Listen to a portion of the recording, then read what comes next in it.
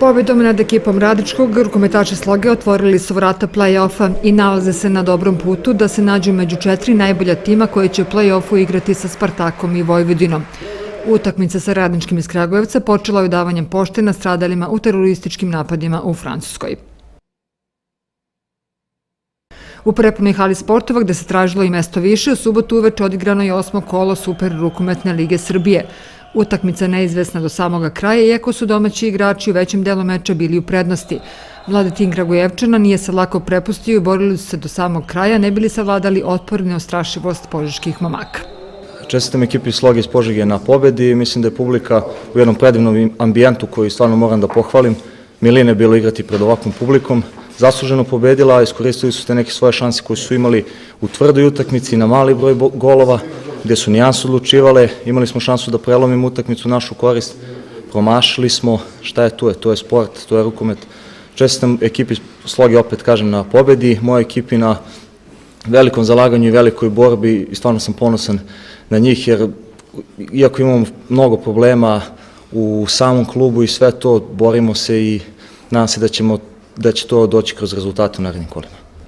Jedna jako teška utakmica, jedan jako protivnik, nama mnogo bitna utakmica, na kraju 2 boda za nas, čestitam protivniku na fer i korektnoj igri i stvarno dobra utakmica, nadam se da je publika uživala u utakmici. Strateg plavih Slaviša Laković zadovoljan je pobedom, ali ne i u potpunosti igrom svojih momaka. Ova utakmica služit će i kao dobar pokazatelj gde su se pojavile greške i koja je to u ovom momentu najslabija karika u požeškom timu. Najprije bih želio da čestitam mojim igračima na večerašnjoj pobedi. Ne mogu da kažem da sam zadovoljan igrom, ali možda i pre utakmice sam očekivao upravo ovako neka dešavanja na terenu. Jer ekipa Radničkog, mlada ekipa sa dosta reprezentativaca omladinskih, znali su šta hoće, vidjelo se da su umrtvili igru, da upravo ono što nama nije odgovaralo. Mi smo dosta korektno odigrali u odbrani, međutim vidjelo se da u napadu neke stvari ne funkcionišu. Znamo koji su razlozi i ova pauza koja je bila i par tih povređenih igrača, tako da nismo imali dovoljno onu kvalitetnu spremu što se tiče direktno ove utakmice. Međutim, najvažniji su bodovi i bitno je da smo u pauzu, da kažem, uspjeli da rešimo na ovaj način, to jeste sa ovom pobjedom protiv Radničkog. Samim tim, ja sam rekao, idemo iz utakmice u utakmicu, a posle ove utakmice već možemo mnogo o nekim drugim stvarima da razmišljamo i sigurno šansa koja se nama ukazala posle večerašnje utakmice ne bi smjeli da je ispustimo.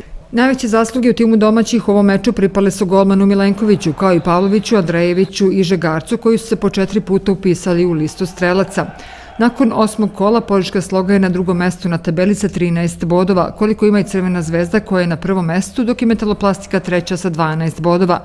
Naredno kolo Požežani gostuju Metaloplastici u Šapcu, a utakmica se odigrava u sredu 25. novembra.